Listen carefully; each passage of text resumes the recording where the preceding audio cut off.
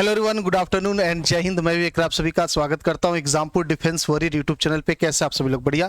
तो आइए इस वीडियो के अंदर बात करते हैं हम लोग एयरफोर्स XY की जो वैकेंसी आई है वो कैसी होती है, क्या क्या इसकी पूरी डिटेल होती है।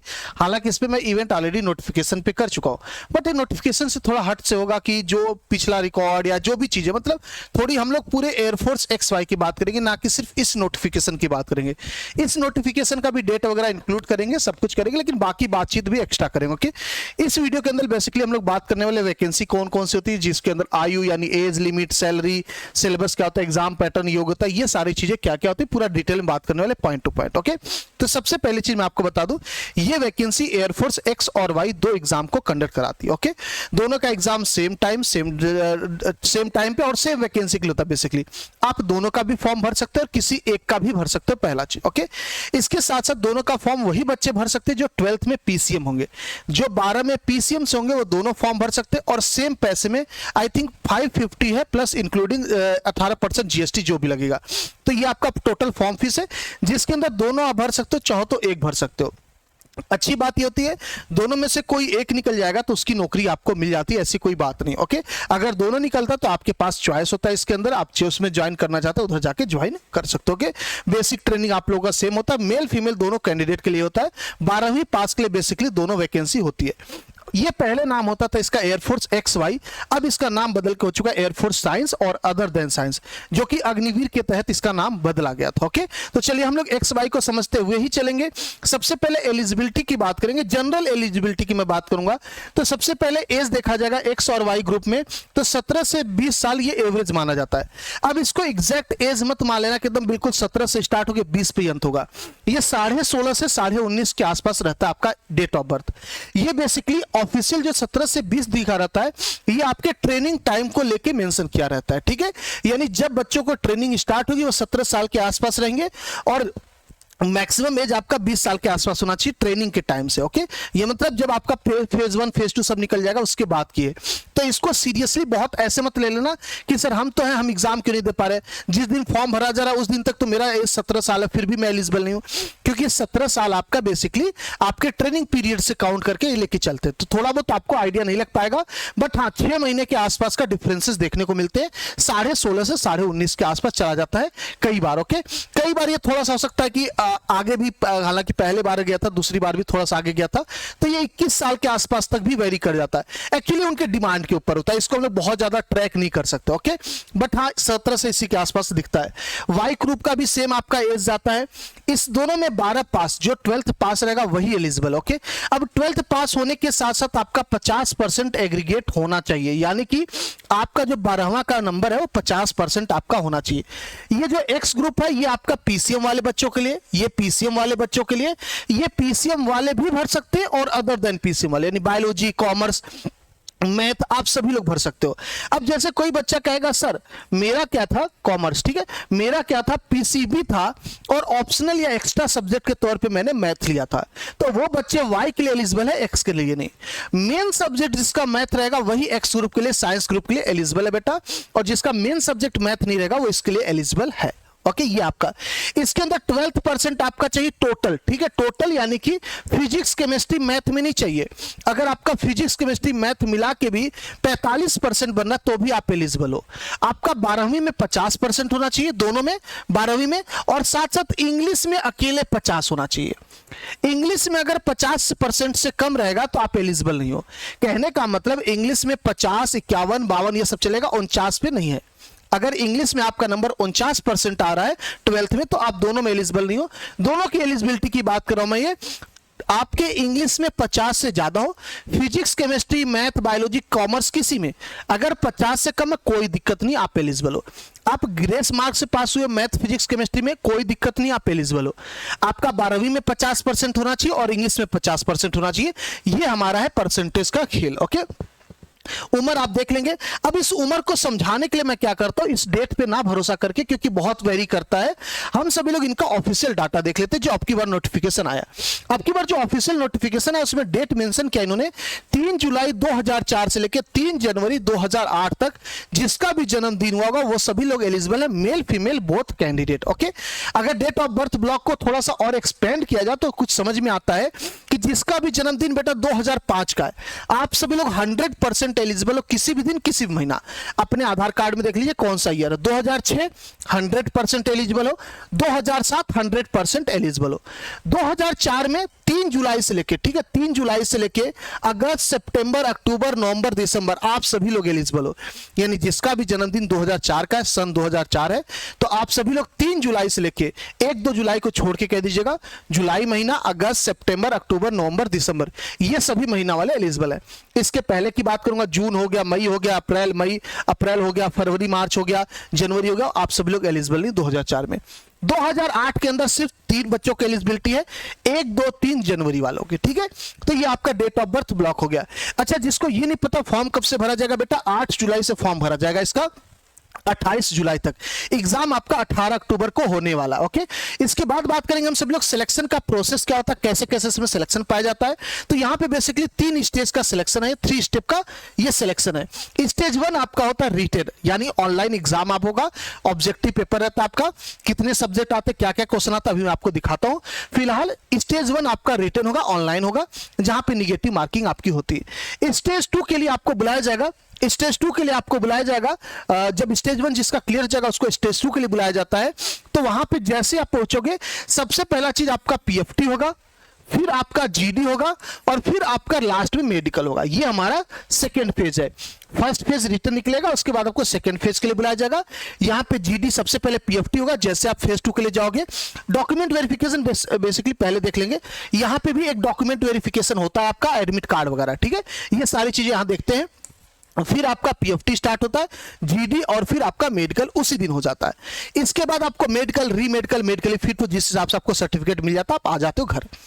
उसके बाद आपका आता है पीएसएल, यानी final selection list, provisional selection selected list आता है, जिसमें आपका सिलेक्शन है कि नहीं आपको पता चल जाता है। ओके, अब जिसका भी पीएसएल में नाम होता है फाइनल वाले में, वो सभी लोग जाते हैं वहां पे, कहां पे, बेलगम जाते हैं, चिल्का आपके नेवी जाते हैं, बेलगम जाते हैं एयरफोर्स वाले बच्चे। आप सभी लोग वहां पे जब जाओगे तो आपको वहां पे वापस से डॉक्यूमेंट वेरिफिकेशन होगा, जिसमें आपको कॉल लेटर दिखाना होगा और बाकी डिटेल, पैन कार्ड वगैरह, ये सारी चीजें देखते हैं। और वहां पे एक बार वापस से मेडिकल होता है, वो प्राइमरी मेडिकल होता है, बिल्कुल जरा सा, ताकि उनको ये ना एहसास हो कि जैसे जो बच्चा यहाँ पे फेज 2 में क्लियर हुआ था, उसको कहीं चोट लग गई, कोई एक्सीडेंट, कोई दुर्घटना घट गई है, तो ऐसे डायरेक्टली नहीं कर सकते, तो वापस से चेक करते कुछ हुआ तो नहीं ना इस बच्चे को, तो वो वापस से वेरीफाई होता है।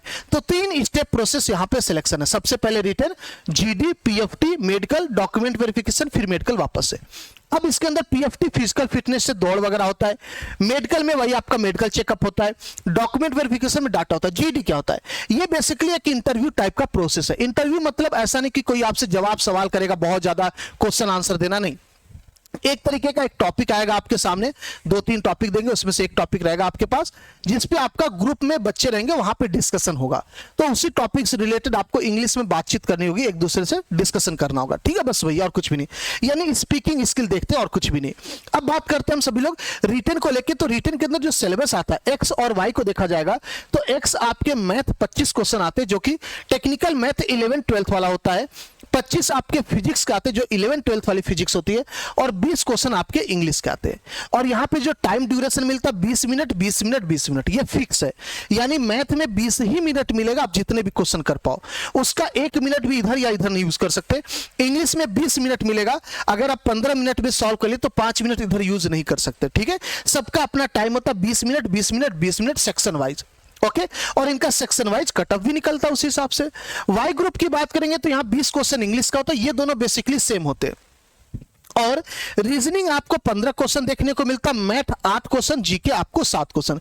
ये थोड़ा बहुत वेरी करता है, बट रीजनिंग 15 के आसपास फिक्स होता है, सबसे ज्यादा रीजनिंग होता है। यहाँ पे टोटल क्वेश्चन बनते हैं आपके 50, जिसमें से 20 इंग्लिश हो जाते हैं, और ये तीनों मिला के 30 होते हैं। टाइमिंग यहाँ पे 45 मिनट होता है, 20 मिनट इनको मिलता है और 25 मिनट इसको मिलता है, ये आपका है। ओके, अब इसमें मार्किंग स्कीम वगैरह कैसे होता है, क्या क्या आपको नंबर कितने मिलते हैं, तो यहाँ पे देखो टोटल पेपर एक्स ग्रुप का 60 मिनट का होता है, 20-20 मिनट का, एक क्वेश्चन 1 नंबर का, 0.25 निगेटिव मार्किंग आपकी होती है। वाई ग्रुप की बात करेंगे बेटा 45 मिलेगा, जिसमें 20 मिनट आपको इंग्लिश को मिल जाएगा और 25 मिनट रागा को मिलेगा, रीजनिंग, मैथ और जीके। ठीक है, एक क्वेश्चन 1 नंबर का 0.25 निगेटिव आपकी। जाहिर सी बात है यहाँ पे 50 क्वेश्चन तो 50 नंबर का पेपर होता है, ये 70 क्वेश्चन तो 70 नंबर का पेपर होता है। ठीक है, ये 70 नंबर का पेपर होता है, 50 नंबर का पेपर होता है। आगे बात करेंगे, इसके बाद जब आप दे लोगे तो आपको सेकेंड फेज के लिए बुलाया जाएगा, वहां पे आपका मेडिकल, फिजिकल, ये सारी चीजें होंगे। जीडी एक इंटरव्यू का प्रोसेस है, तो उसमें टॉपिक से रिलेटेड आपको प्रैक्टिस हम लोग कराते हैं, उसका टेंशन नहीं लेंगे आप सभी लोग। मेडिकल के अंदर बेसिकली सबसे पहले आपका हाइट, वेट, चेस्ट होता है, हेल्थ टेस्ट जैसे बीपी वगैरह, आपका शुगर लेवल, ये सारी चीजें। फिजिकल टेस्ट यानी दौड़ वगैरह आपको कराया जाता है, और प्राइवेट पार्ट टेस्ट आपका ये होता है। ये बेसिकली आपके मेडिकल के अंदर और फिजिकल दोनों कह सकते हैं, मेडिकल फिजिकल दोनों के अंदर ये कैटेगरी आपकी आती है। अब बात करेंगे सबसे पहले हाइट वगैरह की लेके, तो हाइट की जो एलिजिबिलिटी है ध्यान से देख लीजिएगा आप सभी लोग।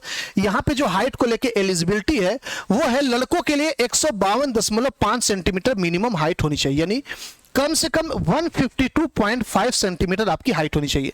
फीमेल कैंडिडेट के लिए बेटा 152 सेंटीमीटर आपकी हाइट होनी चाहिए।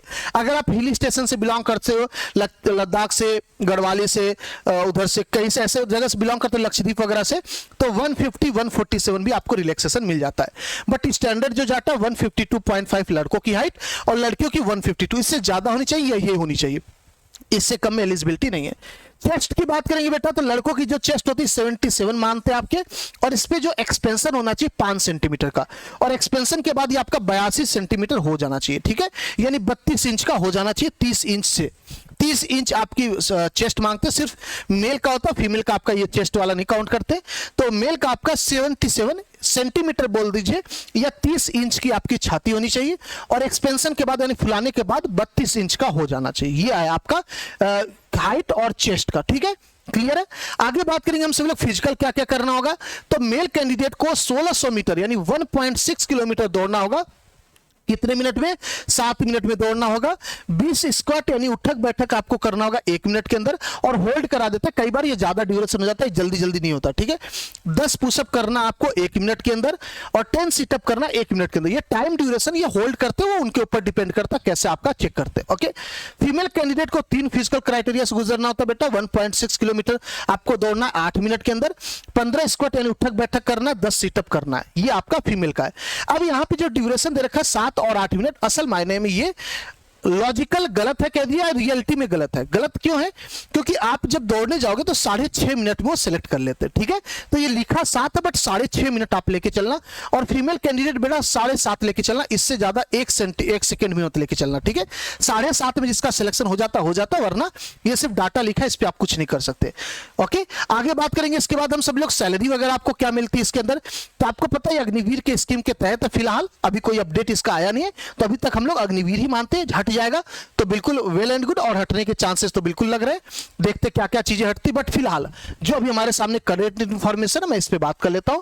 तो देखो, पहले साल जो सैलरी आपको मिलेगी 30,000 आपकी सैलरी होगी पर महीना। हर महीने आपकी सैलरी 30,000 होगी। ट्रेनिंग की बात करो, ज्वाइनिंग से स्टार्ट है। ठीक है, जिसमें से 21,000 आपको मिलेगा और 9,000 सरकार रख लेगी अपने पास, वो आपको देगी बाद में, कैसे बताता हूं। दूसरे साल आपकी सैलरी हो जाएगी 33,000 यानी 33,000, और आपको मिलेगा 23,100 यानी 23,100। कटेगा कितना? 9,900 आपका कट जाएगा। तीसरे साल ऐसा नहीं कि एक साल मिलेगा सिर्फ, ये हर महीना मिलेगा। ठीक है, इसमें 12 से मल्टीप्लाई कर लीजिएगा, इसमें 12 से, इसमें 12 से, तो ये आपकी सैलरी हो जाएगी। तो ये हो जाएगा 36,500 आपकी सैलरी हो जाएगी तीसरे साल पूरी 12 महीने तक, जिसमें मिलेगा 25,580 और कटेगा 10,950। सॉरी, फोर्थ ईयर में आपकी सैलरी हो जाएगी 40,000, जहां पे आपको मिलेगा 28,000 और आपका कटेगा 12,000 सैलरी। तो ये आपकी जो कटेगी सैलरी, ये आपको बाद में जब आप अग्निवीर से हटोगे, ये जब जोड़ा जाएगा तो 5.02 यानी 5,02,000 रुपए आपके बनेंगे जो आपकी कटी है। जब ये आप रिटायर या आपको अग्निवीर से हटोगे तो इसका डबल करके आपको पैसा दिया जाएगा। आपसे काटा गया कितना? 5,02,000। जब आप जाओगे अग्निवीर से तो आपको 10 लाख एक साथ लास्ट में मिलेगा। ये सैलरी तो आपको मिली, ये सैलरी मिलेगी, और लास्ट में आपको 10 लाख रुपए एक्स्ट्रा मिलेंगे जो ये कटे, इसको डबल करके। ओके, ये है आपका पूरा ओवरऑल। मेरे हिसाब से आप समझ गए होंगे। 10 लाख से ज्यादा 11 लिखे हैं। ठीक है, हाँ, 11,71,000, 10 लाख से ज्यादा ही दे देंगे। तो ये है आपका पूरा डिटेल। मेरे हिसाब से आप समझ गए होंगे। इससे रिलेटेड और भी ना मैं इंफॉर्मेशन पार्ट वाइज प्रोवाइड कर दूंगा, आप लोग चिंता ना करिएगा। अब आप में आगे बात करते हैं हम सभी लोग कि अगर आप सभी लोग एयरफोर्स की तैयारी करना चाह रहे हो, 8 तारीख से फॉर्म भरना स्टार्ट हो जाएगा, मैंने एलिजिबिलिटी वगैरह बता दिया। तो आप लोगों के लिए एयरफोर्स के लिए हमारा प्रहार बैच एग्जामपुर ऑफिशियल ऐप पे आया है, जो कि सिर्फ और सिर्फ 499 का है। ठीक है, पूरी बात सुन लेना। इसके बाद एक इंफॉर्मेशन आपको कुछ आप लोगों के लिए फ्री ऑफ कॉस्ट प्लान किया गया, उसको शेयर करूंगा। पहले ये बात ध्यान से सुन लीजिएगा, उसके बाद बस अगला इसी के बाद। ठीक है, तो प्रहार बैच आपको 499 यानी 499 का मिलेगा 30 जून के पहले पहले तक, उसके बाद 999 हो जाएगा। इसके अंदर हम सभी लोग लाइव क्लासेस करते हो, रिकॉर्डिंग फॉर्म में भी अवेलेबल होता है, आप देख सकते हो। उसके बाद आपको डीपीपी मिलेगा, प्रैक्टिस के लिए क्वेश्चन, क्लास में जो पढ़ाया जाएगा वो नोट्स दिया जाएगा, 3 महीने के अंदर सिलेबस कराया जाएगा और इसकी जो वैलिडिटी है आपके एग्जाम तक है। क्लासेस बेटा 1 जून से हम लोग स्टार्ट कर रहे हैं। ठीक है, 1 जुलाई से क्लासेस स्टार्ट कर रहे हैं। इसके अंदर आपको बाइलिंगुअल कंटेंट दिया जाएगा। एग्जामपुर ऑफिशियल ऐप पे क्लासेस होंगे, डिस्क्रिप्शन में लिंक मिल जाएगा एप्लीकेशन का, वहां से आप डाउनलोड कर सकते हो। पूरी की पूरी कंप्लीट आपको एक्सपीरियंस मिलेगी। एयरफोर्स नेवी का ही हमारा 6-7 साल का रिकॉर्ड है, तो बहुत तगड़े लेवल पे सिलेक्शन का रिकॉर्ड है और वो हमेशा कायम रहेगा। बस आप सभी लोग भरोसा करके, उम्मीद करके प्रहार बैच से जुड़ो। आप जितना सोच के आओगे ना, उससे डबल आपको बेनिफिट बैचेस के अंदर मिलेंगे। मतलब एक सिंगल कहीं से कमी नहीं होगी कि ये कमी रहेगी वो कमी रहेगी। जिस भी चीज की जरूरत होगी, जो यहां लिखा वो तो मिलेगा, इससे ज्यादा क्या क्या चीजें देंगे आप सोच भी नहीं सकते। हर एक चीज आपको प्रोवाइड कराया जाएगा। उसी का एक एग्जांपल मैं आपको दिखाता हूं। आप लोगों के लिए अभी आपका फॉर्म ही स्टार्ट हुआ, लेकिन हमने आप लोगों के लिए free of mock test Exampur official app पे लगा दिया एयरफोर्स का। नेवी और एयरफोर्स दोनों का आप हर संडे यानी हर रविवार एग्जामपुर ऑफिशियल ऐप पे जाके आप सभी लोग मॉक टेस्ट दे सकते हो। एयरफोर्स XY और नेवी SSR MR सबका, तीनों का। ठीक है, चारों का चारों XY आप MR SSR जैसे देना चाह रहे हो, एग्जामपुर ऑफिशियल ऐप पे आपका फ्री है। इस संडे यानी 23 जून को आप सभी का यही स्टार्ट है, सुबह 6 बजे से रात को 12 बजे तक आपका ये चलेगा। आप सभी लोग जाके यहाँ पे टेस्ट दे सकते हो, फ्री ऑफ कॉस्ट, इसका कोई चार्ज नहीं है। कैसे जुड़ना टेस्ट में, तो वीडियो वाले सेक्शन में जाओगे, वहां पे मैं वीडियो क्या या टॉप रैंक जो स्टूडेंट है उसके अंदर भी समझाया हूं कि कैसे आप बैच में ये फ्री ऑफ कॉस्ट जाके मॉक टेस्ट दे सकते हो। ओके, ये है पूरा कंप्लीट इंफॉर्मेशन। सबसे अच्छी चीज मैं आपको बता देता हूं कि आप सभी लोग प्रहार बैच से बिना सोचे समझे, जो भी बच्चे तैयारी करना चाह रहे बेटा, आराम से रिलैक्स होके बिना सोचे समझे आंख बंद करके जुड़ो। आपको हर एक चीज हर तरीके से मदद करके बेहतरीन से बेहतरीन चीजें पढ़ाई जाएंगी और बहुत ज्यादा नहीं पढ़ाई जाएंगी। हर चैप्टर से 10 से 15 पॉइंट, वहीं से एग्जाम में क्वेश्चन सीधे सीधे आते हैं। ओके, तो बैच में इंतजार रहेगा आप लोग का। प्रहार बैच में 1 जुलाई से हम लोग क्लासेस स्टार्ट कर रहे हैं। उम्मीद करते हैं आपको अच्छा लगा होगा इन्फॉर्मेशन। कैसा लगा फीडबैक जरूर देंगे। थैंक यू, मिलते हैं। जय हिंद, जय भारत। एग्जामपुर ऑफिशियल ऐप पे प्रहार बैच आपको मिलेगा।